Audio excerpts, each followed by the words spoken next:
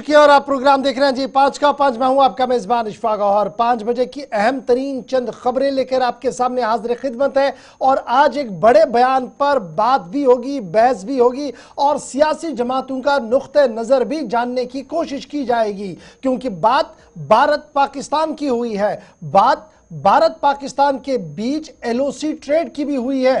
क्या वक्त आ गया है कि एलओसी ट्रेड पर गुफ्तगू होनी चाहिए और जो हजारों लोग इसके साथ मुंसलिक थे उन्हें थोड़ी सी राहत मिलनी चाहिए। इस पर आज बात होगी, लेकिन उस बात पर आने से पहले जरा आपको बताते चले कि एक बार फिर दिल्ली के अंदर हंगामा होने वाला है, क्योंकि किसान एक बार फिर सड़कों पर निकल रहे हैं। और बड़ी खबर यह कि किसान फिर से बाहर आएंगे और किसान संभालेंगे एक बार फिर मोर्चा। एक बड़ी खबर, 6 दिसंबर को दिल्ली में एहतजाज का ऐलान कर दिया गया है। संयुक्त किसान मोर्चे की तरफ से इस बात का ऐलान कर दिया गया है कि 6 दिसंबर से मार्च का एहतमाम किया जाएगा। और मामला वही पुराना है, जहां मुख्तलिफ मामला ज़ेर बहस मरकजी हुकूमत और किसानों के दरमियान है, वहीं पर एक लीगल गारंटी MSP पर हो, मैक्सिमम सेल्स प्राइस पर हो। किसानों की तरफ से एक बार फिर इस बात का ऐलान कर दिया गया है कि वो 6 दिसंबर को दिल्ली के लिए रवाना होंगे। और आज अहम तरीन बैठक में किसानों की सबसे बड़ी जमात संयुक्त किसान मोर्चे की तरफ से इस बात का ऐलान कर दिया गया है। किसानों की तरफ से यह साफ कर दिया गया है कि न सिर्फ 6 तारीख को दिल्ली का कूच होगा, बल्कि 26 नवंबर से कुछ किसान जो है वो लगातार एहतजाज पर भी है। यानी ऑलरेडी एक एहतजाज का आगाज हो गया है, लेकिन अब ये सारा मामला जो है वो दिल्ली की ओर रवानगी होगी और एक बार फिर दिल्ली के अंदर मामला संभालने की मोर्चा संभालने की कोशिश होगी। याद रखिएगा 2021 में किसानों का एहतजाज हुआ था, लखीमपुर खीरी का इंसिडेंट हमारे सामने है, उस पर भी किसानों को एहतजाज है कि पूरी तरह से इंसाफ नहीं मिला। लैंड एक्विजिशन एक्ट 2013 पर उनका मामला है कि कंपनसेशन सही तरीके से नहीं मिला। और जो 2020 में किसान मारे गए और 2020-21 में किसान मारे गए, उनको लेकर भी अभी तक भी मरकजी हुकूमत और रियासती इंतजामिया की तरफ से कोई बड़ा फैसला नहीं लिया गया है। यही वजह है कि एक बार फिर किसान सफारा हो चुके हैं और किसानों की तरफ से कहा गया है कि एक बार फिर दिल्ली का रुख किया जाएगा, जहां पर दिल्ली हुकूमत से मुतालबा किया जाएगा कि किसानों के बुनियादी मसाइलों को हल किया जाए। और 6 दिसंबर की तारीख का ऐलान किसान यूनियन की तरफ से कर दिया गया है कि अब दिल्ली का रुख होगा, क्योंकि पिछले कई दिनों से जो छोटी छोटी सभाएं और मीटिंग्स हो रही थी उसका नतीजा अभी तक भी सामने नहीं आया है। चलिए जनाब, किसानों की बात तो अपनी जगह, लेकिन पुलिस की पीठ भी थपथपाइएगा, क्योंकि जम्मू कश्मीर पुलिस ने 12 घंटों के अंदर कत्ल मामले का सुराग लगाकर कातिल को गिरफ्तार करने का दावा भी पेश किया है। उधमपुर में दिल दहला देने वाला कत्ल मामला सामने आया है। एक की मौत इसमें हुई है और 2 जख्मी हुए हैं, यानी हमले में एक की मौत, 2 जख्मी हुए। और कातिल ने सास और बीवी पर रात देर गए किया था हमला और 12 घंटों में इस पूरे मामले को हल करने का दावा पुलिस की तरफ से किया गया है। मर्डर केस को सॉल्व किया गया है उधमपुर पुलिस की तरफ से। और उधमपुर पुलिस ने आज थोड़ी देर पहले गुलिस्तान न्यूज से बात करते हुए यह साफ कर दिया कि सिर्फ 12 घंटों के अंदर अंदर रात देर गए उधमपुर के अंदर जो वाकया पेश आया था, जिसमें सुरेश कुमार नामी एक शख्स ने 3 लोगों पर धारदार हथियार से हमला किया था रामनगर के इलाके के अंदर, जिस दौरान उनकी सास, उनकी बीवी और एक और खातून जख्मी हुई थी, जिसके बाद उन्हें अस्पताल लाया गया था। ताम अस्पताल लाते लाते सास दाम तोड़ बैठी और दीगर लोग जो थे वो जख्मी थे। पुलिस लगातार उस शख्स की तलाश में थी और 12 घंटों की मशक्कत के बाद उस शख्स की गिरफ्तारी हुई है। तस्वीरें आज की है जो आज उधमपुर अस्पताल के अंदर जब पोस्टमार्टम और दीगर चीजें चल रही थी। अपने नुमाइंदे के पास, किशोर के पास फटाफट से चलेंगे ताकि मजीद तफसीलात उनसे ली जाए, जानकारी ली जाए कि आखिर यह मुआजरा क्या है, क्यों धारदार हथियार से कत्ल किया गया, बुनियादी वजह क्या है। किशार, क्या कुछ अपडेट है कि इस कत्ल की वारदात के पीछे का मामला क्या है, जहां पर सास का कत्ल हुआ है, 2 लोग जख्मी हुए और जख्मी होने वालों में इस शख्स की बीवी भी बताई जा रही है। बिल्कुल, देखिए गौर साहब, ये उधमपुर जिला का यो तहसील रामनगर और पंचायत टिहिया का वाकया है। ये बताया जा रहा है कि करीब रात के समय जो 10:30 बजे का टाइम था, वहां पे ये जो जिसका नाम जो हमलावर है उसका नाम सुरेश कुमार बताया जा रहा है, ये अपने ससुराल पहुंचता है और तेजधार जो हथियार थे उस पर जो है वो इनके जो धर्म पत्नी थी, जिसमें इनकी सास थी और इनकी एक जो इनकी धर्म पत्नी की बहन थी, उस पर जो है वो हमला करता है, जिसमें जो है वो दर्दनाक मौके पर ही मृत्यु हो जाती है। लेकिन जब हमने एसएसपी उधमपुर से बात की तो उनकी तरफ से ये साफ कह दिया कि जो 12 घंटों के अंदर ही जो पूरी तरह से ये भी बताया जा रहा था कि ये जो सुरेश कुमार था ये मौके से ही फरार हो गया था, लेकिन 12 घंटों के अंदर जो है वो पुलिस द्वारा इसको हिरासत में ले गया है और आगे की जो जानकारी है, जो आगे की जो कार्रवाई है वो शुरू कर दी गई है। जिस तरह से ये जो रामनगर तहसील का किया पंचायत का इलाका है, ये काफी पहाड़ी इलाका है। जिस तरह से ये भी बताया जा रहा है कि जिस तरह से एसएसपी उधमपुर का ये भी कहना है कि अब कितने लोग इसमें और हैं, लेकिन ये बताया जा रहा है अच्छा किशोर, क्या ये पता लगा है कि बुनियादी वजह क्या थी कत्ल करने की? क्योंकि कहा जा रहा है कि धारदार हथियार यानी कुल्हाड़ी टाइप कुछ उनके हाथ में था, यानी कुछ पहले बातचीत हुई होगी जो बाद में लड़ाई की शक्ल इख्तियार हो गई है। क्या कोई घरेलू लड़ाई चल रही थी या कुछ और मामला था जिसके बाद यह कत्ल हुआ है?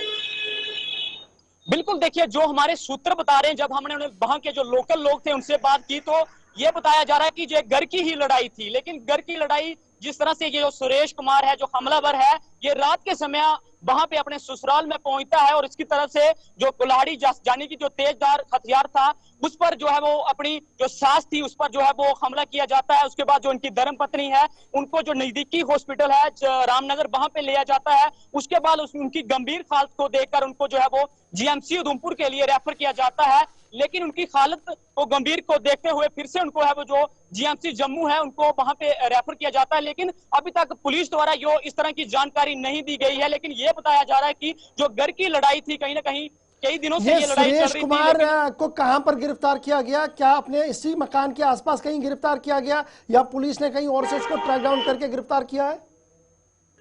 बिल्कुल, देखिए जो हमारे वहां के जो एरिया के वहां के डीएसपी हैं, जहां एसएचओ हैं, जब हमने उनसे बात की रात के समय, जब यहाँ पे सुबह सुबह जो टीमें जो है पुलिस प्रशासन वहां पे पहुंचता है, एफएसएल की टीमें वहां पे मौके पर जिस इलाके के अंदर ये कत्ल हुआ था उस इलाके के अंदर पहुंचती हैं, तो ये वहां से जो सुरेश कुमार था वहां से फरार था। लेकिन एक टीम गठित जो है वो उधमपुर पुलिस द्वारा एसएसपी उधमपुर द्वारा की जाती है और आज 12 घंटे के अंदर इसको जो है वो वहां से यहाँ से ये फरार हुआ था। कुछ इलाका, ये काफी इलाका जो है वो जंगली इलाका है, कुछ जो ये किया का इलाका, इस इलाके से दूर से जो है वो इसको जो है गौर साहब अभी जो है वो पुलिस द्वारा हिरासत में लिया है। चलिए, बहुत शुक्रिया किशोर हमारे साथ ज्वाइन करने के लिए। कत्ल का मामला हल, गिरफ्तारी हुई है, ताहम सास, बीवी और एक और शख्स जख्मी हुआ था जिनमें एक की मौत हुई है। फिलहाल 302 के तहत पर्चा जो है वो दर्ज कर दिया गया। बढ़ते हैं जी आगे, जरा बात जम्मू कश्मीर की सियासत की भी करते हैं। असेंबली के इंतखाबात मुकम्मल हो चुके हैं, सबकी नजरें राज्यसभा के इंतखाबात पर हैं और जम्मू कश्मीर के अंदर राज्यसभा इंतखाबात का बिगुल बजना अगरचे अभी दूर है,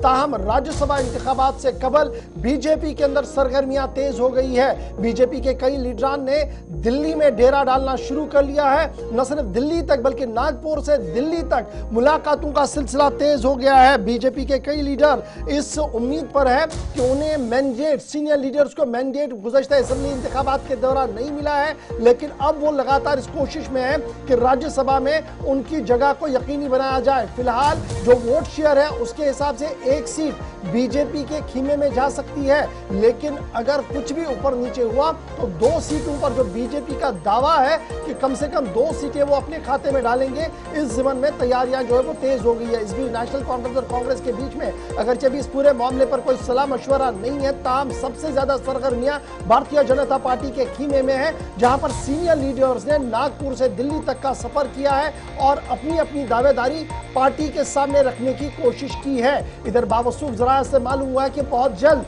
कमीशन की तरफ से राज्यसभा के इंतखाबात के हवाले से नोटिफिकेशन भी जारी की जा सकती है, ताकि 4 साल से ज्यादा वक्फा जो हो गया है उसे खत्म करके राज्यसभा के अंदर बाज़ाब्ता तौर पर जम्मू कश्मीर की रिप्रेजेंटेशन हो, उसको यकीनी बनाया जा सके। तो याद रखिएगा, असेंबली का इंतखाबात मुकम्मल हुआ है, सबकी नजरें राज्यसभा पर है और राज्यसभा की खाली पड़ी निशस्तों के लिए अगरचे अभी ऑफिशियल अनाउंसमेंट होना बाकी है, ताहम बीजेपी हेडक्वार्टर के अंदर इस पूरे मामले पर गहमा गहमी और तेज हो गई है और सीनियर लीडर्स ने दिल्ली से नागपुर तक का सफर किया है और अपनी अपनी दावेदारियां पेश की है। पार्टी जराये के मुताबिक उसी कैंडिडेट को सामने रखा जाएगा जिसकी अवामी साख्त होगी और जो बाज़ाब्ता तौर पर तर्जुमानी कर सकता है जम्मू कश्मीर और जम्मू के प्रांतों जम्मू के उन लोगों की जिन्होंने बीजेपी को अपना बहुमत दिया है। तो ये थी बात जनाब राज्यसभा के इंतखाबात के हवाले से, जहां अभी तारीख का होना बाकी है, लेकिन सियासी सरगर्मियां बीजेपी खीमे के अंदर तेज हो गई है। अब चलते हैं आगे, जरा सियासत की बात हुई है तो बात रियासत के उस बड़े फैसले की भी करते हैं जो 2019 में लिया गया और जिस फैसले से कई लोगों के रोजगार पर भी असर पड़ा है। बड़ी बात कि एलओसी तिजारत को लेकर एक बड़ी मांग सामने आई है और बात यह है कि एलओसी तिजारत को शुरू किया जाए। वकालत आज मीरवाइज मौलवी मोहम्मद उमर फारूक की तरफ से की गई है और यह साफ कर दिया है कि मौजूदा वक्त में दहशतगर्दी या इंतहा पसंदी की कोई भी जगह नहीं है। मुज़ाकरात के जरिए से तमाम मसाइल का हल निकालना वक्त की अहम ज़रूरत है और उन्हें यह भी उम्मीद है कि अगर सूरत हाल बेहतर होती है तो इससे पाकिस्तान को भी फ़ायदा मिल सकता है और पाकिस्तान भी एक पॉजिटिव कदम लेकर आगे आ सकता है। क्रॉस एलओसी ट्रेड पर दो टोक अल्फाज में याद रखिएगा, नेशनल कॉन्फ्रेंस का अपना एक मौक़िफ़ है, पीपल्स डेमोक्रेटिक पार्टी का अपना एक मौक़िफ़ है, बीजेपी मुसलसल इस पूरे मामले पर मुखालफत भी करती आ रही है। आज मीरवाइज मौलवी मोहम्मद उमर फारूक यहां पर नहीं रुके बल्कि उन्होंने वक्फ तरमीमी बिल पर भी अपनी वजाहत देते हुए कहा कि उनकी जमात यानी जिस मुत्तहिदा उलमा को वो हेड कर रहे हैं उनकी तरफ से भी एक खत जेपीसी को लिखा गया है और उन्हें उम्मीद है कि उनकी आवाज़ को भी सुना जाएगा उसी तरीके से जिस तरीके से मुल्क के दीगर मुसलमानों की आवाज़ को सुना जाएगा, ताकि जो इबहाम है, जो गलत फहमियाँ जेपीसी के सामने है, उनका अजाला किया जा सके और किसी भी तरीके से तरमीम उस तरीके से ना हो जिससे मुसलमानों के मफादात को नुकसान हो। मीरवाइज मौलवी मोहम्मद उमर फारूक आज श्रीनगर के अंदर मीडिया से रूबरू थे। हमारी तो हमेशा से कोशिश रही है, जामे मस्जिद का मेंबर और महराब हमेशा इस बात का दाई रहा है कि at the end of the day मसाइल जो हैं वो बातचीत से ही हल होंगे। तशद्दुद, जुल्म, बंदूक किसी मसले का हल नहीं है। और हम अपनी तरफ से बार बार ये कहने की कोशिश कर रहे हैं कि कश्मीर के मसले का जो सियासी पहलू है उस पहलू को एड्रेस करने के लिए जब तक बातचीत के अमल को आगे नहीं बढ़ाया जाएगा, क्योंकि अभी आप देखें कि चले अब इलेक्शंस हो गए, कश्मीर में एक हुकूमत बनी, लेकिन ये भी हम सब जानते हैं कि इनके जो इख्तियारात हैं बहुत महदूद हैं। अभी भी यूनियन टेरिटरी का जो स्टैंप है जम्मू कश्मीर पे वो लगा हुआ है। आप देखें कि ये जहाँ तक रोज़मर्रा के प्रॉब्लम्स हैं, बिजली, सड़क, पानी, जो कि इम्पॉर्टेंट इश्यूज़ हैं और हमने हमेशा से ये कहा है कि इन इश्यूज़ को इग्नोर नहीं किया जा सकता। लोगों की ये प्रॉब्लम्स हैं और इनको एड्रेस करने के लिए गवर्नमेंट को ये जिम्मेदारी बनती है कि जो उन्होंने कमिटमेंट्स अवाम के साथ की हैं उनको वो पूरा करें। लेकिन जहाँ तक कश्मीर के सियासी मसले का जो पहलू है, जो पहलू है, उसको हल करने के हवाले से जब तक नई दिल्ली की सरकार जो है वो अपनी सोच में तब्दीली नहीं रखेगी और ये नहीं समझेंगे कि जम्मू कश्मीर के लोग, जम्मू कश्मीर के अवाम जो है वो चाहते हैं कि अब नस्ल दर नस्ल जो है ये सिलसिला आगे चल रहा है। हम चाहते हैं कि इसका कोई अब इस मसले को हम हल की तरफ ले जाएं। हम अनसर्टिनिटी में नहीं रहना चाहते, हम कुछ तो खून नहीं चाहते, हम ब्लड शेड नहीं चाहते। अच्छी बात है कि पिछले 4-5 सालों से आप देख रहे हैं कि सीज फायर लाइन पे जो है वो गोलाबारी नहीं हो रही है, दोनों तरफ से लोग जो है कम से कम थोड़ी राहत महसूस कर रहे हैं। तो हम चाहते हैं कि दोनों मुल्क इस इनिशिएटिव को थोड़ा और आगे बढ़ाएं, ट्रेड शुरू हो। कश्मीर के हवाले से जो आपने देखा कि जो बस सर्विस थी वो बंद हो गई, जो ट्रेड था वो बंद हो गया। और मैं समझता हूं कि इस मसले का जो इंसानी पहलू है, देखिए हमारे जैसे पिछले ही आपने देखा कि 2 हफ्ते कबल जो है हमारी फैमिली के बुजुर्ग जो है वो इंतकाल कर गए और अगर हालात ऐसे होते तो हम जा सकते, उनसे मिलते, कम से कम इस गम के मौके पे जो है वो फैमिली आपस में इंटरेक्ट करती। लेकिन आप देख रहे हैं कि सिलसिला फिर से बंद हो गया है। ट्रेड एक सिलसिला था 2 तरफ के कश्मीर का, उससे बहुत काम आगे बढ़ा, बहुत सी फैमिलीज को उससे फ़ायदा मिल रहा था, एक कनेक्टिविटी बढ़ गई थी। तो मैं समझता हूं कि इस किस्म के इनिशिएटिव्स को रिविजिट करने की ज़रूरत है।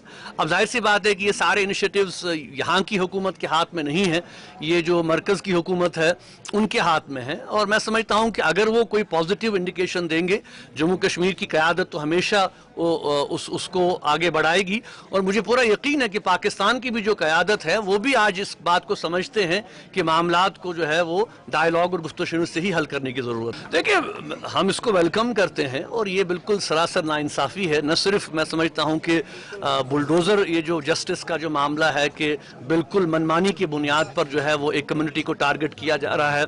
और आप देखें कि न सिर्फ इस हवाले से बल्कि आप देखें कि एक और बहुत बड़ा मसला जो हमारे लिए है वो जो इस वक्त जो जेपीसी बनाई गई है वक्फ एक्ट के हवाले से, तो उसके हवाले से हमने भी एक ख़त लिखा है जेपीसी के ज़िम्मेदारान को, पाल साहब को, और हम तवक्का रखते हैं कि जम्मू कश्मीर की लीडरशिप को और यहाँ की जो मजहबी लीडरशिप है उनको भी वक्त दिया जाएगा। हम इंतज़ार कर रहे हैं कि वो हमें वक्त दें ताकि हम अपनी तहफ़्फ़ुज़ात जो उनके तक पहुँचा सकें, क्योंकि हमने बार बार ये कहा है कि ये एक नाकाबिल कबूल अमल है पूरे मुसलमानों के लिए। वक्फ जो है वो एक शरई मसला है, इसमें जो है हुकूमत की जो मुदाखलत है वो बिल्कुल बेजा है। ठीक है, कुछ चेंजेस हम इसमें ला सकते हैं। चलिए, मीरवाइज मौलवी मोहम्मद उमर फारूक आज सियासत से लेकर मजहब के मामलात पर गुफ्तगू कर रहे थे। इस पर जरा मजीद गुफ्तगू करेंगे। Advocate Nilofar Masood National Conference से हमारे साथ ज्वाइन कर चुके हैं। मोहित बान साहब पीपल्स डेमोक्रेटिक पार्टी से हमारे साथ ज्वाइन कर चुके हैं। आसिफ लोन साहब फॉर्मर ट्रेडर भी है, पीपल्स कॉन्फ्रेंस से भी इनका ताल्लुक है, हमारे साथ ज्वाइन कर चुके हैं। और साहिल बशीर साहब थोड़ी देर में हमारे साथ ज्वाइन करेंगे, भारतीय जनता पार्टी से होंगे। आप सभी का बहुत बहुत शुक्रिया जी ज्वाइन करने के लिए। सबसे पहले एडवोकेट नीलोफर मसूद साहबा आप ही के साथ जरा शुरुआत करते हैं, क्योंकि एजेंडा की जहां तक बात करें तो नेशनल कॉन्फ्रेंस का एजेंडा भी मेरे सामने है और पीपल्स डेमोक्रेटिक पार्टी का भी एजेंडा मेरे सामने है, जो लगातार इस बात की वकालत कर रहे हैं कि हालात को बेहतर बनाने के लिए, मुज़ाकराती अमल को आगे बढ़ाने के लिए और स्पेशली एलओसी ट्रेड को आगे बढ़ाने के लिए कोशिशों में आगाज होना चाहिए। क्या हम ये माने कि वक्त आ गया है कि अब इन तमाम मामलात पर गुफ्तगू होनी चाहिए और आगे बढ़ना चाहिए? क्या ये राइट टाइम है इस चीज़ को पिच करने के लिए जिस तरीके से आज मीरवाइज साहब कर रहे थे? देखिए, जो मीरवाज साहब ने आज कहा उसका वेलकम हमने हमेशा किया है। As Jammu Kashmir National Conference हमने हमेशा इस चीज के बारे में कहा है कि दो मुल्कों के दरमियान बातचीत होनी चाहिए, लेकिन साथ साथ बातचीत होने के लिए एक माहौल का होना भी बहुत जरूरी है। आपने देखा होगा कि अगर हम चाहते हैं कि ट्रेड हो तो जिसकी वकालत इस वक्त मीर साहब हमारे उमर साहब भी कर रहे हैं, उसमें कोई शक नहीं है कि हम चाहते हैं कि ट्रेड हो, फ्री फ्लो ऑफ जो आइटम्स यहाँ के कुछ अच्छे हैं वो वहां चले जाए, वहां के कुछ अच्छे यहाँ आ जाए, और ह्यूमैनिटेरियन ग्राउंड्स पर अगर हमारे कहीं रिश्तेदार वहां पर है उनका आना जाना चला रहे। लेकिन बदकिस्मती से वो माहौल जो एक देना चाहिए बातचीत के लिए, मुझे लगता है कि जब तक वो माहौल नहीं होगा तो उस माहौल में बात करना एक बड़ा डिफिकल्ट लगता है। और दूसरा डोमेन सेंटर का है, हम भी चाहते हैं कि यहाँ पर जो मुश्किलात दिन ब दिन बढ़ रहे हैं, जो टारगेट किलिंग्स हो रही है, जो माहौल खराब हो रहा है, वो माहौल जो है बिल्कुल ठीक हो जाए। तो उसके लिए सेंटर को भी कहीं ना कहीं कोशिश करनी है, लेकिन साथ में दूसरे मुल्क की भी जिम्मेदारी है कि उस माहौल को एक पीसफुल एनवायरनमेंट देना जहां पर ये बातचीत स्टार्ट हो सके, कंटिन्यू हो सके, और उसमें ये लगे कि ऑनेस्टी है कि हम चाहते हैं कि एक जो पीस का माहौल है वो रहे, हम चाहते हैं कि यहाँ की जानों को बचाए, हम चाहते हैं यहाँ पर ट्रेड भी चले। तो उसके लिए हम यही कहते हैं कि एक माहौल का बनाना भी बहुत जरूरी है, जिसकी जिम्मेदारी उस मुल्क पर है कि जो चाहता है कि यहाँ पर ये बातचीत जो होनी चाहिए। ठीक है जी। मैं मोहित बान साहब आपके पास आऊंगा, उसके बाद जरा बीजेपी का भी व्यू पॉइंट लेंगे और आसिफ साहब आपके पास भी आता हूं। लेकिन मोहित भाई, बड़ा इंपॉर्टेंट है जिस तरीके से एडवोकेट नीलोफर साहिबा ने कहा कि जनाब चाहते तो हैं हम भी, लेकिन सारी जिम्मेदारी जो है वो सरहद पार है, जहां पर हालात को बेहतर बनाना पहले होगा, उसके बाद ही स्टेप अहेड होगा। मुझे याद है 19/4/2019 को जब मरकजी वजारत दाखिला की तरफ से एक ऑर्डर निकला और एलओसी के ट्रेड के हवाले से कहा गया कि ये वो रास्ता है जो शाहरग है मिलिटेंसी को परवान चढ़ाने के लिए। लेकिन आपका मंशूर भी मेरे सामने है, जहां पर दो टोक अल्फाज में यह कहा गया है कि ट्रेडिशनल रूट्स को भी खोला जाए और इस एलओसी ट्रेड को भी रेस्टोर किया जाए। क्या वाकई तौर पर अभी मुनासिब वक्त नहीं है जिस तरीके की अक्कासी नीलोफर मैडम ने की? देखिए, बहुत शुक्रिया आपका, आपने आज वक्त दिया बात करने का। यहाँ पे मैं समझता हूँ जहां तक ट्रेड का हवाले से हम आज यहाँ पे बात कर रहे हैं, और जम्मू कश्मीर में जहां इस ट्रेड के हवाले से बात चल रही है और हम कह रहे हैं कि ये ट्रेड इस वजह से रोक दिया गया है क्योंकि कहीं ना कहीं जो हमारे पड़ोसी मुल्क की तरफ से जो ड्रग्स आ रहे हैं या जो कुछ ऐसे शरपसंद अनासर की मुदाखलत इस तरफ है, तो इस शक और शुबा के ऊपर जो ये ट्रेड है इसको बर्खास्त किया गया है। लेकिन क्या हम इस चीज के ऊपर ये नजर डाल रहे हैं कि ये जो ट्रेड है ये खाली जम्मू कश्मीर के अंदर ही बर्खास्त किया जा रहा है? हिंदुस्तान और पाकिस्तान के बीच में आज भी कई चीजों के बीच में जो ट्रेड है, मैं समझ रहा हूं अभी भी चल रहा है। अगस्त 2024 का अगर हम कुछ आंकड़े, कुछ कुछ नंबर्स के ऊपर नजर डालें तो मेरे ख्याल से जो ड्रग फॉर्मुलेशंस हैं जिनमें से दवाइयां बनती हैं या जो बल्क दवाइयां यहाँ से जाती है या जो यहाँ ताजा सब्जियां यहाँ से जाती है, जो या चीनी यहाँ से जाती है, मैं समझता हूं कि कुछ इन सब जो कमोडिटीज हैं, ये सब जो चीजें हैं, इन सब का मिलाकर अगर हम देखें तो कुछ ना कुछ कम से कम 25 से 30 मिलियन डॉलर का जो ट्रेड है वो एक्सपोर्ट जो है वो हिंदुस्तान से पाकिस्तान की तरफ हुआ है, अलग अलग जगहों से। कहीं गुजरात से हुआ होगा, कहीं ये पंजाब में अटारी बॉर्डर से हुआ होगा। तो ये तिजारत दो मुल्कों के बीच में है, वो ऐसा नहीं है कि वो तिजारत बिल्कुल तरीके से बंद है, लेकिन जम्मू कश्मीर के हवाले से ये तिजारत बंद है। और जो हमारा मौक़िफ़ इससे पहले भी ये रहा है कि हम अगर बाकी जगहों के साथ ये सख्ती में पेश नहीं आ रहे हैं, हम बाकी जगहों से जो तिजारत के जो उनके साथ लेना देना है, तिजारती लेना देना है, अगर हम उसके ऊपर कहीं ना कहीं कोई नकेल नहीं कस रहे हैं, तो खाली जम्मू कश्मीर को इसके लिए एक एग्जाम्पल क्यों बनाया जा रहा है? एक पॉइंट। दूसरा पॉइंट, हमने ये भी देखा कि बड़े बड़े पोर्ट्स में, हमने अदानी पोर्ट्स में गुजरात में देखा, करोड़ों रुपए के ड्रग्स जो हैं वो वहां पे सीज किए गए। एक बार नहीं, 2-3 दफा उन पोर्ट्स पे ये ड्रग्स सीज गए, लेकिन उसके बाद भी ये तिजारत बंद नहीं हुई। वहां पे तो ऐसी कोई सख्ती जारी नहीं की गई, वहां पे तो ऐसा कोई जो बदले का एक रवैया है उसको पेश नहीं किया गया। तो मैं समझता हूं कि कहीं ना कहीं जो है, जो मुल्क में बाकी इलाकों के अंदर एक जो तिजारत चल रही है और वहां पे जो काम दोनों मुल्कों के बीच में चल रहा है, तो कहीं ना कहीं जम्मू कश्मीर को भी एक ब्रिज बनाया जाए, जम्मू कश्मीर की आवाम को भी ठीक है एक ब्रिज जुमोन, बनाया जाए, ओके, ताकि दो मुल्कों के अंदर मैं की समझ जो गया। बात आपकी आ हालात गई। है वो बेहतर मुझे हों। उम्मीद इसके है अंदर कि कोई दो राय नहीं साहिल है बशीर तक कि भी बात पहुंची पाकिस्तान की होगी। बहुत बड़ी साहिल, मैं आपके जिम्मेवारी पास जरूर बनती आऊंगा, है। लेकिन उससे पहले आसिफ लोन साहब, आज का दिन बड़ा इंपॉर्टेंट है। एक तरफ से नेशनल कॉन्फ्रेंस, जिन्होंने अपने मंशूर नंबर 11 में इस बात को लिखा था, और इसी तरीके से पीपल्स डेमोक्रेटिक पार्टी, जहां पर मोहित बान साहब कह रहे हैं कि जनाब ये पिन पॉइंट करके सिर्फ जम्मू कश्मीर वाले मामले पर रोकना, रेस्ट ऑफ द इंडिया में बातचीत हो रही है। एनसी का मानना कि जनाब पहले हालात साजगार हो, उसके बाद इसको देखा जाएगा, क्योंकि जिम्मेदारी पार से होनी चाहिए। ये दो अलग अलग व्यूज हैं, दोनों के मैनिफेस्टो में दोनों बातें लिखी गई, ये बात लिखी गई थी कि रिवाइवल होना चाहिए। इस बीच विक्टिम जो है वो ताजिर है जिसका ताल्लुक जम्मू और कश्मीर से है, आप उसमें से एक है। चूंकि ट्रेड जो था ये बार्टर सिस्टम का था, एज कंपेयर टू गुजरात और दीगर शहरों से जिस तरीके से चल रहा, उसके मुकाबले में यहाँ पैसे का लेन देन नहीं था। लेकिन उसके बावजूद भी सूरत हाल जो उभर कर आई, और जो 19/4/2019 को वजारत दाखिला ने बयान जारी करते हुए पाबंदी आयद कर दी, उस पाबंदी को, आज के दिन को और हुकूमती इदारों को आप किस तरीके से देख रहे हैं, और ये बयानात जो आए हैं कितना पॉजिटिव और कितना मस्बत है? ये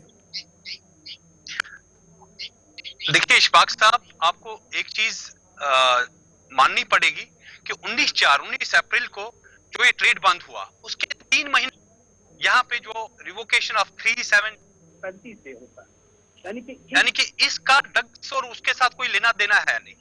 इनको 370 और 35 से यहाँ पे रिवोक करना था, खत्म करना था, इसलिए उन्होंने 3 महीने पहले यहाँ पे ट्रेड बंद कर दिया। तो ये मैं नहीं समझता कि ड्रग्स की वजह से या होम मिनिस्ट्री ने जो एनआईए की रिकमेंडेशन थी कि ये ट्रेड बंद कर दिया जाए। ड्रग्स तो मोहित मान साहब ने भी कहा, गुजरात के पोर्ट से, अटारी पोर्ट से, वहां से भी आते हैं। इसके लिए एक सेट ऑफ लॉ बना हुआ है कि क्या करना चाहिए क्या। तो मगर यहाँ पे पूरा ट्रेड ही बंद कर देना, और ये भी आप देख लीजिए, जहां तक मीरवाइज साहब का भी मैं सुन रहा था, उन्होंने कहा ये इंसानी मसला है, आपको इंसानी ये देखना चाहिए। मगर आप जब देख रहे हैं हम ट्रेडर्स का, हमें कोई टाइमलाइन भी नहीं दी गई कि देना चाहिए था, क्योंकि बॉर्डर ट्रेड था। करोड़ों रुपए यहाँ के ट्रेडर्स के वहां फंसे हैं, वहां के ट्रेडर्स के यहाँ फंसे, क्योंकि अब रफ के दिन में आप कह रहे हैं कि अगले हफ्ते से नहीं होगा। ये मौका दिया गया है ट्रेडर्स को कि वो बैलेंस कर ले अपने जो उनके जो मामलात है, उनके जो पैसे उधर इधर है, इनको बैलेंस कर दे। तो हमें कहा गया था जब ये ट्रेड स्टार्ट किया गया था, हमें कहा गया था ये सीबीएम है, ये कॉन्फिडेंस बिल्डिंग मेजर है, आपको इसमें आप शरीक हो जाइए, आपको कोई टैक्सेशन नहीं होगा, आपको कोई टैक्स नहीं होगा, सिर्फ आप इस कॉन्फिडेंस बिल्डिंग मेजर को बढ़ा दीजिए। मगर जब हम इस ट्रेड में घुसे तो हमें सिर्फ अपना आप विक्टिम ही नजर आया, हम इस ट्रेड के विक्टिम बन गए। आप देख रहे हैं हमारे बहुत सारे ट्रेडर जो है अभी भी जेलों में फंसे हुए। वहां के आप अगर इंसानी मसला है, वहां के बाहर के जो ट्रेडर ये ड्राइवर्स हैं तो यहाँ माल लेके आए थे और उनकी गाड़ियों में ड्रग्स पकड़ा गया, तो वो ड्राइवर भी अभी तक 10-10 साल से 12-12 साल से बंद पड़े हुए, जिनका बेचारों का कोई कसूर ही नहीं है।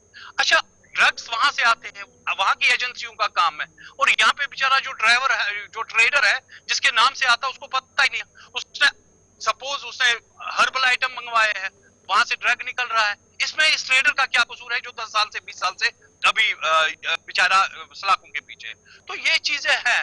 अगर आपने अब इस ट्रेड को बड़ा, पहले मुझे ये समझ में नहीं आ रहा है कि मीर भाई साहब को आज ट्रेड की जरूरत क्यों पड़ी, कहने की।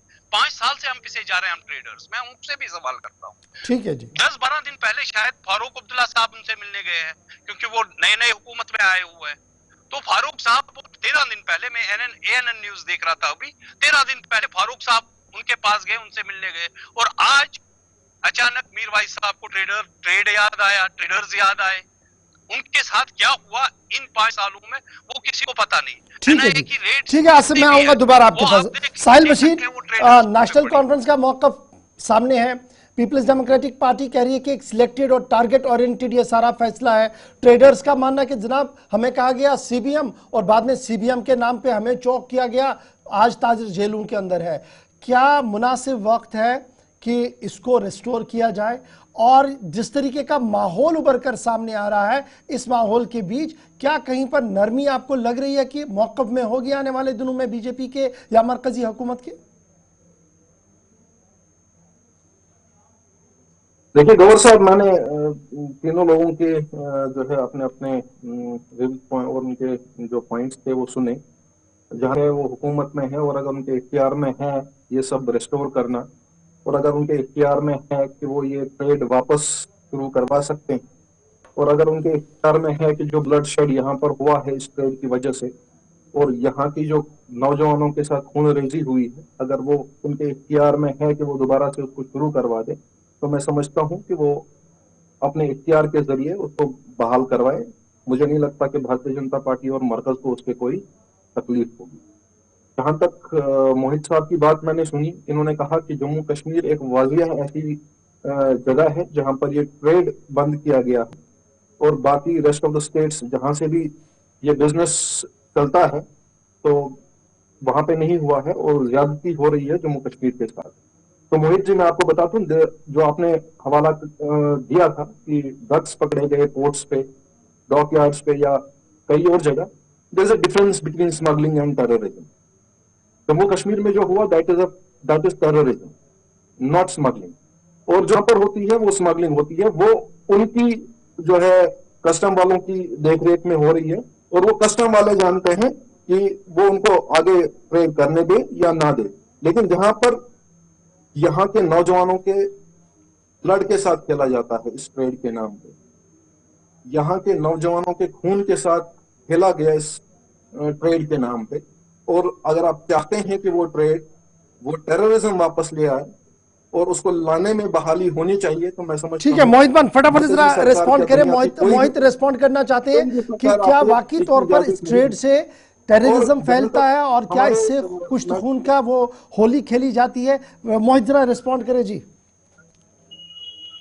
मेरे काबिल दोस्त का जो नजरिया है मैंने सुना, और जिस हिसाब से इन्होंने इसको टेररिज्म और स्मगलिंग के बीच में जो है डिवाइड किया, इसको तकसीम किया, मैं समझता हूं कि शायद ये एजेंसीज के बहुत क्लोज कनेक्शन में काम करते हैं कि इनको गुजरात की एजेंसी ने बताया है कि जो ड्रग्स यहाँ गुजरात के पोर्ट पे पकड़े गए हैं उसका जो पैसा है वो शायद आतंकवादी के लिए यूज नहीं किया जाता है, टेररिज्म के लिए यूज नहीं किया जाता है, सिर्फ ड्रग्स के लिए यूज। आपका ये सोर्स ऑफ इंफॉर्मेशन है क्या?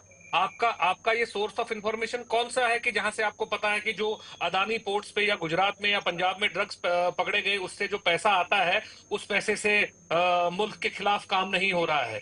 क्या आपके पास इसके साथ कोई पुख्ता सबूत है? क्या आपके पास कोई इसके पास किसी किसी इदारे से आपके पास कोई कोई इंफॉर्मेशन आई है कि हाँ जी उस पैसे से मुल्क के खिलाफ कोई काम नहीं हो रहा है? तो मोहित ये जो जी मेरी बात बहानेबाजी सुनिए। है, मैंने ये जो मैंने बड़े बहानेबाजी इत्मीनान से है आपकी जम्मू बात सुनी। कश्मीर अब को आप मेरी बदलने की बात का खाने के लिए, जवाब सुन जहां लीजिए। पे कस्टम की आप बात ना कर रहे तो हैं, मैंने आपसे ये कहा कि इसमें कस्टम्स का इन्वेस्टिगेशन डिपार्टमेंट होनी जम्मू चाहिए, ना कश्मीर मैंने में भी आपसे उतना ये ही कहा है कि ये जितना इन्वेस्टिगेशन। गुजरात में, जितना पंजाब में, सुनिए जितना सुनिए आप मेरी महाराष्ट्र बात। में है या जितना मैंने सिर्फ आपको कर्नाटका डिफरेंस में है, बताया उसका स्मगलिंग और डिपार्टमेंट यहाँ टेररिज्म पे के भी बीच उसी में। तरीके से काम करता है। स्मगलिंग तो और अगर वो टेररिज्म के ड्रग्स बीच में यहाँ पे मैंने आपको पकड़ते डिफरेंस हैं बताया। तो आप कस्टम्स टेररिज्म डिपार्टमेंट और उसके ऊपर स्मगलिंग एक्शन को ले ले। एक तराजू वो में नहीं तोल सकते। उनको जो भी कानूनी कार्रवाई आप करनी है यहाँ वो के करे, लेकिन नौजवानों आप को, इसका मतलब यहाँ ये नहीं के है हमारा नौजवानों के जो साथ खून इंडियन की जस्टिस होली नहीं सिस्टम खेल है, सकते। जो हमारा इंडियन अगर ऐसी जुडिशियल बात सिस्टम होगी है, तो जो जो हमारा पीनल ट्रेडर्स कोड का जो सिस्टम है है, इन द वो बार इस है चीज के इन ऊपर द आधारित इन है दोज कि पीपल अगर जिन्होंने अगर किसी वेपन्स की अगर तस्करी किसी ठीक है जी गुनाहगार मोहित के आगे हैं, मोहित साहिल गुनाहगार बशीर, उनके मैं लिए दोबारा आपने आपके पास आऊंगा। बड़ा इंपॉर्टेंट इशू है कि जरा इस पर जी आते हैं। मैं दोबारा आता हूं आपके पास। साहिल बशीर साहब एक मिनट, मोहित साहब एक मिनट, एक मिनट, एक मिनट। साहिल बशीर बड़ा इंपॉर्टेंट है। मैं ये कहते हैं कि टेरर और टॉक्स एक साथ नहीं चलेंगे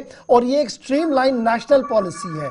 तो जम्मू कश्मीर पर आते आते हम ये भी कह रहे हैं कि टेरर और ट्रेड एक साथ नहीं चलेगा पाकिस्तान के साथ। ये वही पाकिस्तान है जो पंजाब से भी तिजारत कर रहा है, वाघा से भी तिजारत करता। तो यहां पर सख्ती क्यों नहीं? एक सिंपल सा सवाल शायद आसिफ भी पूछेगा, नीलोफर मैडम भी पूछेगी बीजेपी से कि भाई साहब ऐसा क्यों नहीं है? फिर एक बार ये लाइन खींची जाए, नो टू पाकिस्तान। साहिल साहब, क्या आप तक मेरी आवाज आ रही है? पाकिस्तान तो पहले ही है, लेकिन कुछ बिल्कुल बिल्कुल बिल्कुल गवर साहब देखिए, पाकिस्तान की इस पॉलिसी के टेररिज्म के लिए और हर उस चीज के लिए जो हमारे देश के लिए और हमारे नौजवानों के लिए खतरा है, भारतीय जनता पार्टी का कोई भी सरकार हो उसके लिए नो ही है। उसके लिए दरवाजे हमेशा के लिए बंद ही है। जहां तक मैंने अभी आपसे इससे पहले मोहित जी से भी बात की, इन्होंने बहरहाल बात करने ही नहीं दी पूरी। मैं फिर से वही बताऊंगा, there is a difference between a terrorism and smuggling. Street violence और उसके बाद में अगर एनकाउंटर्स होते हैं, देयर इज हेल डिफरेंट। आप दोनों चीजों को मिक्सअप नहीं कर सकते। कुछ चीजें हैं जहां पे हम अपने हमसाया मुल्कों के साथ हर चीज पे तानाशाही नहीं कर सकते, लेकिन जहां पे टेररिज्म की बात, वहां पे बिग नो। आसिफ आसिफ आसिफ, क्या वाकई तौर पर पे इस तिजारत से इतना बड़ा खतरा था जो नेशनल इंटरेस्ट का मामला बन रहा है? आप इस तिजारत के साथ जुड़े हुए हैं, आपने इसको क्लोजली मॉनिटर किया है, क्या है फैक्ट्स पोजीशन? और ये जो लोग पकड़े गए, जो ड्रग्स आए हैं, उस पर भी थोड़ी सी बात करें। जिस तरीके से कहा कि ये एक बुनियादी वजह थी, जबकि मोहित लगातार कह रहे कि इस तरीके की चीजें हर जगह से चलती रहती हैं। तो मैं एक ट्रेडर हूं, मैं यहां से ऑर्डर करता हूं अपार अपने ट्रेडर को कि मुझे हर्बल आइटम, वहां से हर्बल की बजाय हर्बल आइटम्स में ड्रग्स आते हैं। मुझे ये बताइए कि ये मेरी गलती है? क्योंकि ये पकड़ा जाता है जो वहां ट्रेड सेंटर है। तो मैं कह रहा हूं कि मुझे आप पहले बताइए कि मेरी गलती कहां है। मैंने यहां से मैंने ये आइटम मंगवाई है, वहां से आइटम में ये बेच रहे हैं, ये मेरी गलती कहां है? इसमें मुझे आप क्यों सजा दे रहे हैं? किस कानून के तहत दे रहे हैं? अगर अडानी का वहां पे ब्राउन शुगर पकड़ा गया, ड्रग्स पकड़े गए, अडानी को तो जेल में नहीं भरा कि आपका असाइनमेंट है, आपके अरबों रुपए के ड्रग्स है। वो एक ही मुल्क में दो कानून क्यों? जम्मू कश्मीर के लिए अलग से कानून क्यों? ये इसी में आप नहीं देखेंगे, ट्रेड में ही नहीं देखेंगे। आप देखिए पिछली बार सुप्रीम कोर्ट ने भी दे दिया इनको, जब इस दूसरी चीज की बात चल रही थी, सुप्रीम कोर्ट ने दे दिया कि नहीं जी, बिल्डोजर्स की बात जब चल रही, तो आप सबको सजा नहीं दे सकते। आप किसी एक इंसान की सजा उसकी फैमिली को नहीं दे सकते। यहाँ पे भी आप देख लीजिए, यहाँ पे भी सजा गलती पार वाला कर रहा है और सजा पार वाला भी नहीं कर रहा होगा, वो एजेंसी वाले कर रहे होंगे जिनने उस कंसाइनमेंट में ये डाला है, और सजा यहाँ पे मिल रही है। सजा उस बेचारे ड्राइवर को मिल रही है जिसको पता भी नहीं है कि उसके माल में क्या भरा हुआ है, क्योंकि वो बोरी बोरी कैसे देखेगा। वो भी आज यहाँ पे सलाखों के पीछे है 10-10 साल से। तो एक ही मुल्क में दो कानून नहीं चलने चाहिए। एक ही मुल्क में आप अडानी को छोड़ रहे हैं, उसमें कोई ये नहीं, माल पकड़ा गया, मगर यहाँ छोटा बेचारा कश्मीरी ट्रेडर, जब उसका माल पकड़ा जाता है उसको 10 साल की सजा मिल जाती है। और अभी तक हो रहे हैं। तो ये चीजें आपको देखनी पड़ेगी। इसी तरह से आप वेरिफिकेशंस भी देख लीजिए, किसी का बच्चा किसी टाइम उसका बाप गया था बाहर, तो आज उसके बेटे हैं, उसके जो चचेरे हैं, ममेरे हैं, उनकी वेरिफिकेशन रोकी जा रही है, उनको कहा जा रहा है कि उनका बाप उस ठीक है टाइम जी, था। तो ठीक है, ये ठीक है, कानून ठीक है। मैं आऊंगा दोबारा आपके पास। मैं आप स्टेट सबके में पास नहीं है, एडवोकेट नीलोफर हमारे साहबा, जम्मू कश्मीर में आखिरी ये लम्हात मेरे पास कानून प्रोग्राम के हैं, फटाफट से ये बता दीजिएगा कि एक कंप्रहेंसिव स्टेटमेंट जो था वो ये लग रहा है, लाइन टो ये की है नेशनल कॉन्फ्रेंस के, हालात बेहतर होंगे तो पिच किया जाएगा, हालात बेहतर नहीं होंगे तो इस पर पिच करने का कोई फायदा ही नहीं है, और इख्तियारात भी बड़े महदूद है, बात करने का कोई फंडा नहीं है, जिस तरीके से आसिफ भी बता रहे थे अभी। तो ये क्या मैं ये समझूं कि इंतजार नेशनल कॉन्फ्रेंस करेगी, तब जाकर एक फॉर्मल कुछ रिक्वेस्ट जाएगी दिल्ली को कि भैया इसको रिविजिट किया जाए, रिलुक किया जाए इस पूरे मामले को? देखिए इशफाक साहब, आप जानते हैं कितनी ही स्टेटमेंट्स उमर अब्दुल्ला साहब की ऑन रिकॉर्ड है, फारूक अब्दुल्ला साहब की ऑन रिकॉर्ड है, जिस पर बड़े बड़े डिबेट्स जो है नेशनल मीडिया पर भी चले, जिनमें हमने ये कहा कि हमेशा कि एक बातचीत होनी चाहिए। उस बातचीत को लेकर अब हम भी ये समझते हैं, चूंकि हमारे पास उतने इख्तियार नहीं, हम रिक्वेस्ट ही कर सकते हैं सेंटर से आप बातचीत कीजिए, लेकिन अनफॉर्चुनेटली वो कंडीशन, एक माहौल होना बहुत जरूरी है, एक ट्रस्ट मेजर जरूरी होना चाहिए। ठीक है, ट्रेड भी स्टार्ट हुआ यहाँ पर, that was also step towards trust building, लेकिन अनफॉर्चुनेटली अगर आप देखेंगे 18 अप्रैल 2019 में एक प्रेस रिलीज एमएचए की तरफ से आया, जिसमें उन्होंने इस चीज को, इस ट्रेड को टेरर के साथ जोड़ा। उन्होंने ये कहा कि एनआईए जो है वो काफी केसेस को प्रोब कर रहा है, जिसमें हमें ये पता चला है इलीगल वेपन्स, नारकोटिक और फेक करेंसी भी इस एलओसी के जरिए यहाँ पर आ रही है। तो मुझे लगता है कहीं ना कहीं एक माहौल ऐसा होना चाहिए जहां पर हम ट्रस्ट एक दूसरे पर कर सके, और उस ट्रस्ट बिल्डिंग के लिए जरूरी है एक कंड्यूसिव एनवायरनमेंट भी होना, ताकि वो बातचीत का माहौल जो है सही मानों में ऑनेस्टली वो बातचीत हो, ताकि जम्मू कश्मीर के लोग जो है नेशनल कॉन्फ्रेंस की फाइन लाइन को आप कैसे डिफाइन करेंगे? स्ट्रीमलाइन होना चाहिए, माहौल कंडीसिव होना चाहिए, सरहद पार सारी जिम्मेदारी है, इसको जरा डिफाइन कीजिएगा जल्दी से।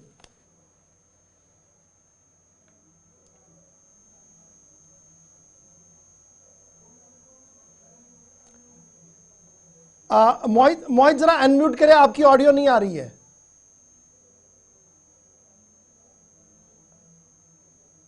जी, मैं बड़ा ताज्जुब हूं आज नेशनल कॉन्फ्रेंस की इस लाइन के ऊपर, स्टेटमेंट के ऊपर, जहां वो कहीं ना कहीं ऐसा लग रहा होगा आपके दर्शकों को भी कि ये बीजेपी की तरफ से बोल रहे हैं कि ये नेशनल कॉन्फ्रेंस की तरफ से बोल रहे हैं। जब ये लोगों के पास वोट मांगने गए और लोगों ने एक इतना बड़ा एतमाद, इतना बड़ा भरोसा नेशनल कॉन्फ्रेंस को दिया, तो उन तकरीरों में तो कहीं नेशनल कॉन्फ्रेंस ये नहीं बोला कि भाई ये लोग सारे गलत हैं, वहां गलत काम हो रहे हैं, जब ये काम सही होंगे तो उसके बाद हम हुकूमत हिंद के साथ दरखास्त लगाएंगे। आज जब ये आज जब उन्होंने हुकूमत बना ली, आप अपनी इंटरप्रिटेशन ना दे दे तो बेहतर है। जो हमारे चीफ मिनिस्टर साहब दिल्ली में हर जगह शॉप बांटते फिर रहे हैं, कभी एक मिनिस्टर को या कभी दूसरे मिनिस्टर को, आज उनको ये याद नहीं आ रहा है कि मतलब हमारे जो यहाँ तिजारत के अंदर लोग हैं या जो हमारा ट्रेड है, ये इसके सफर हो रहा है, कहीं उन्होंने इसके ऊपर कोई बात नहीं की, कोई इसके ऊपर स्टेटमेंट जारी नहीं किया, या कहीं कोई लोगों के सामने उन्होंने लाकर कोई ऐसी बात नहीं रखी कि भाई आपके हवाले से मैंने जो वहां के हमारे वजीर दाखिला हैं या हमारे जो तिजारत के मिनिस्टर हैं या जो हमारे प्राइम मिनिस्टर साहब हैं, हमने उनके साथ ये मसला उठाया। आज अचानक आप बीजेपी को कहीं ना कहीं फैसिलिटेट करने की ये बात कर रहे हैं कि चलिए जब ये हालात ऐसा होगा, जब ये हालात ऐसा होगा तो हम उसके बाद आप इररिलेवेंट हो गए हैं, उसके बाद देखेंगे कि क्या होगा। देखिए, हालात होने की कोशिश मत हमारी कीजिए, जिम्मेवारी है, हमें पता है, हमें मालूम है, हम चाहते हैं मामूल बनाना हमारी जिम्मेवारी है। हमने लोगों के साथ वादे किए, हमने लोगों के पास जाकर उनसे वोट मांगे। ठीक है जी, बहुत शुक्रिया एडवोकेट नीलोफर साहिबा, मोहित भान साहब, आसिफ साहब ज्वाइन करने के लिए। चूंकि वक्त की कमी है, मैं माजरत चाहता हूं, मुझे यहाँ पर प्रोग्राम को वाइंड अप करना पड़ेगा, लेकिन मामला इंसानी भी दायरे में भी है, मामला नेशनल इंटरेस्ट का भी है, और मामला हमने देखना 19/4/2019 के उस फैसले के तहत भी, जिसमें कहा गया कि अगर ये तिजारत चलती है तो ये मुल्क की सलामती के लिए एक बड़ा खतरा होगा। क्या वाकई तौर पर यह खतरा है, या वापस फैसले को देखना होगा कि इस बुनियादी फैसले को देखना होगा कि इसको जरा खोला जाए, देखा जाए, और ईज ऑफ डूइंग बिजनेस का जो नाम है वो यहां पर भी अडॉप्ट करके एक ऐसा मैकेनिज्म अडॉप्ट किया जाए ताकि इंतहा पसंदी, दहशतगर्दी ज्यादती ना हो, बल्कि जम्मू कश्मीर के लोगों को राहत मिले। फिलहाल 5 के 5 में आज मेरे साथ बस इतना ही। बने रहेगा हमारे साथ छोटे से ब्रेक के बाद ग्राउंड रिपोर्ट।